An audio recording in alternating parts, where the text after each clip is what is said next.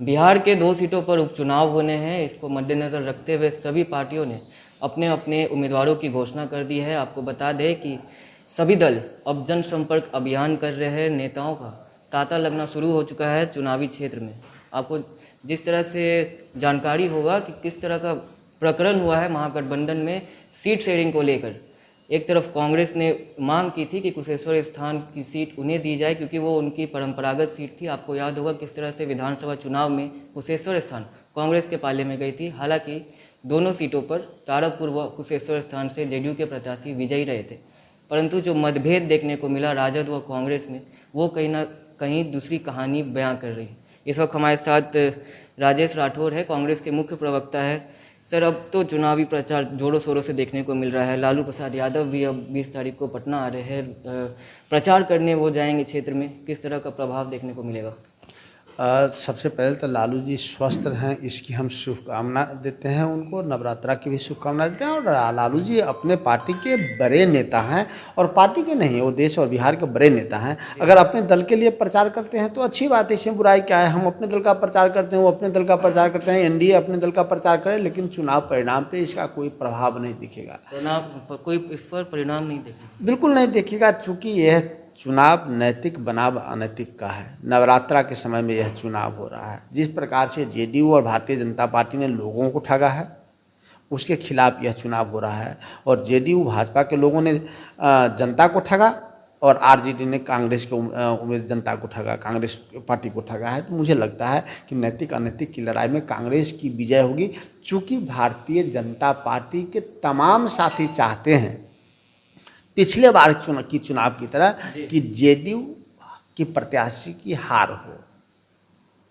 उसके बाद लड़ाई में आरजेडी बनाम कांग्रेस होगा, और आरजेडी के लोगों ने जिस प्रकार से कांग्रेस को धोखा दिया है, जनता फिर उनको धोखा देगा। तो कोई दिक्कत नहीं है। कांग्रेस के दोनों प्रत्याशी, तारापुर के राजेश मिश्रा जी और कुशेश्वर स्थान से अतिरेक जी, दोनों चुनाव जीतेंगे। और इसलिए भी जीतेंगे कि दोनों सामाजिक व्यक्ति हैं, दोनों राजनीतिक कार्यकर्ता हैं, दोनों धरातल पे काम करते हैं, और इन दोनों दलों के उम्मीदवार हवा और हवाई है। राजद की तरफ से तो तर्क दिया जा रहा है कि स्ट्राइक रेट देख ले एक बार कांग्रेस अपना।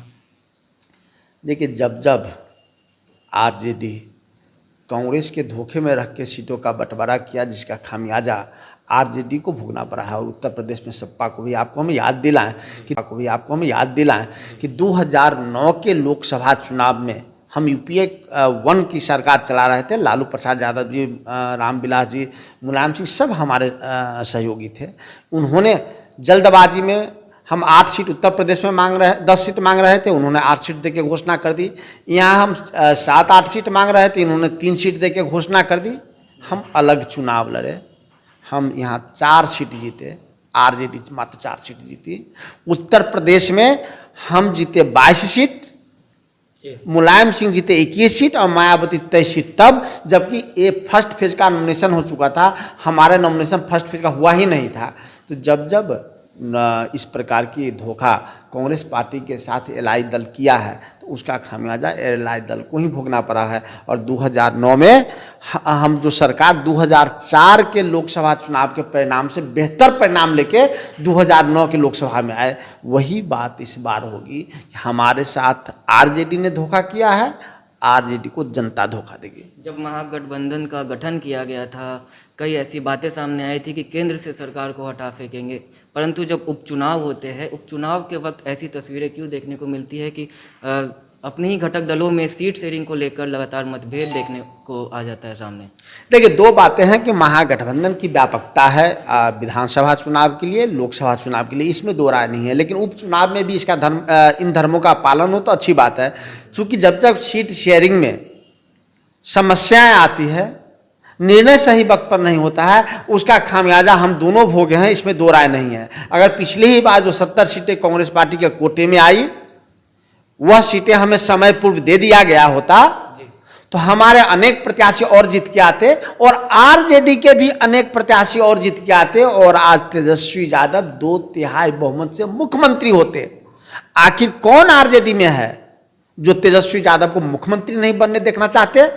कोई तो है जो तेजस्वी जी के विकास को रोकना चाहते हैं। आरजेडी के भीतर काम है में ही कोई है। नहीं, आरजेडी के भीतर है ना।